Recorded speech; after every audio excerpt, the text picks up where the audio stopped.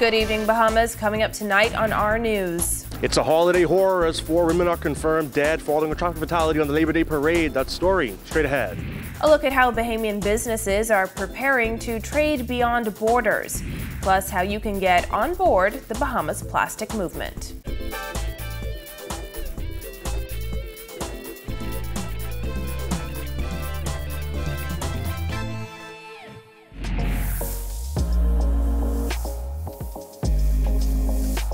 Our news is brought to you by Alive.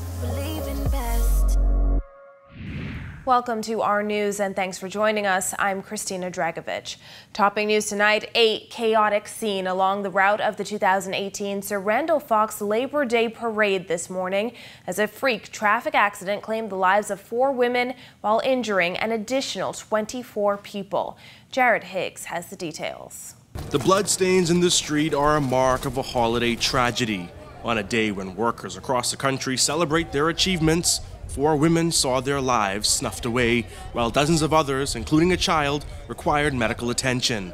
The scene unfolded during the heights of the annual Labor Day parade near to the intersection of East and Shirley Streets. Witnesses say a truck, driven by a man, lost control and collided into a crowd of onlookers. Participants, police and spectators rushed to assist, creating a hectic scene in the midst of the parade's route.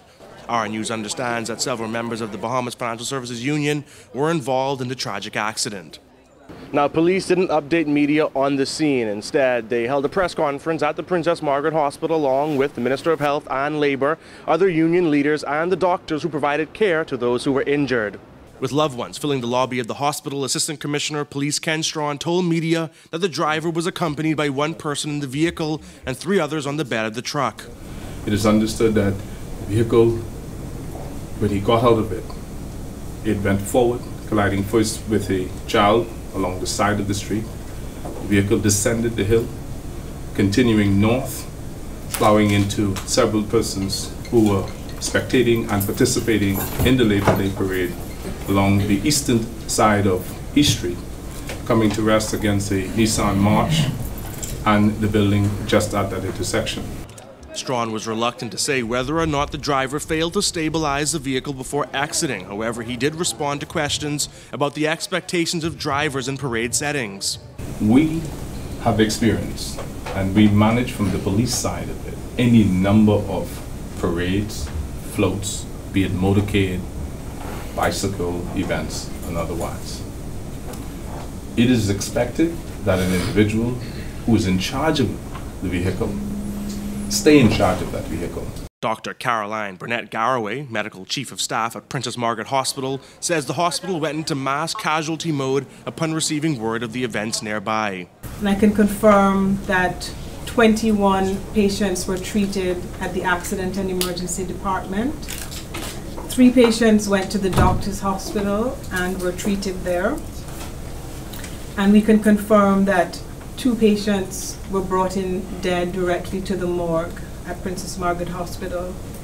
We have a total of 4 confirmed dead from the incident, and the other patients in A&E treated now. Some are still actively being stitched, getting x-rays, getting CAT scans.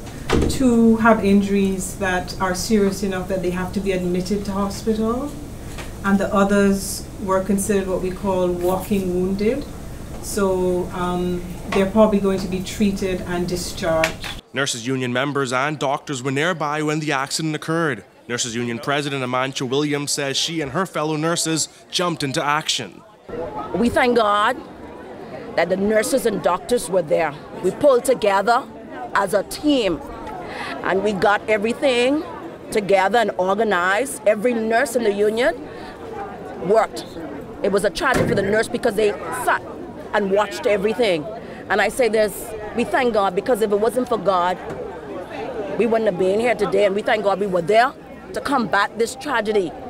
Minister of Labour Dion Fowkes was participating in the parade alongside TUC President Obie Ferguson and NCTU President Bernard Evans. He was emotional when he offered condolences on behalf of the government. This is a very difficult thing. Both Bernard and Obie and I, we were marching around with British Colonial Hotel, and Superintendent, I think, Rowe came and informed us about what happened. And we were just shocked. We didn't know what to say. We cut off all the music on the parade and instructed them to play spiritual music, which they did. We canceled the rally at the Fish Fry. Immediately on notification that there was a mass casualty event, the hospital initiated its mass casualty plan. The entire Department of Surgery, Anesthesia, Emergency Medicine, Critical Care went into action, inclusive of doctors, nurses, support staff, ancillary professionals. And I must say again, the Bahamas must be proud of the Princess Margaret Hospital team and emergency medical services today.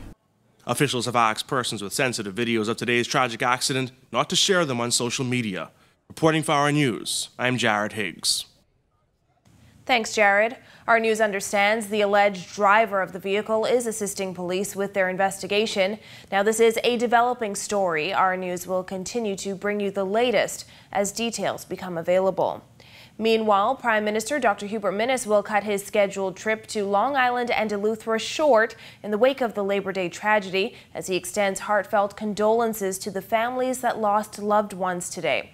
According to a statement released by the Prime Minister upon his return to the capital tomorrow, Minnis says he plans to meet with the victims' families before giving a national address sometime later. The statement continues, March participants, first responders, onlookers, and the professional teams at the Princess Margaret Hospital worked with great compassion and urgency to care for the dead and injured. We commend all those who came to the aid of those affected by this tragedy. Minnis pledged the immediate support of government ministers and other officials during this period of loss.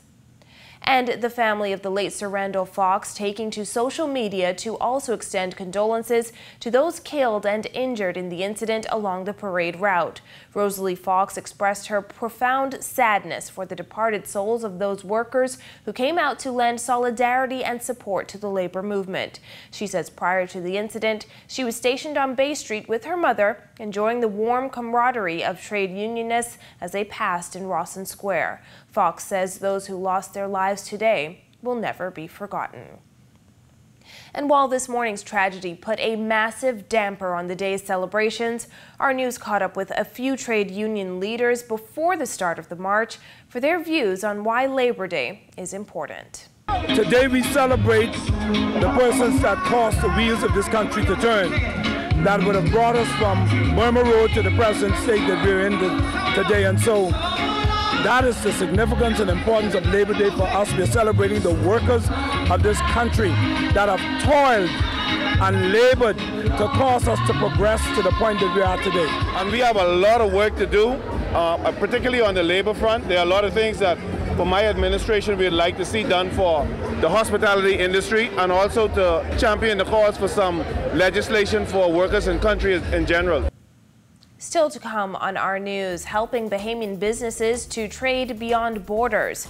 A helping hand for Bahamians trying to kick a bad habit. Plus, the Bahamas Plastic Movement breaks down the problem in our oceans. That's coming up when Our News returns.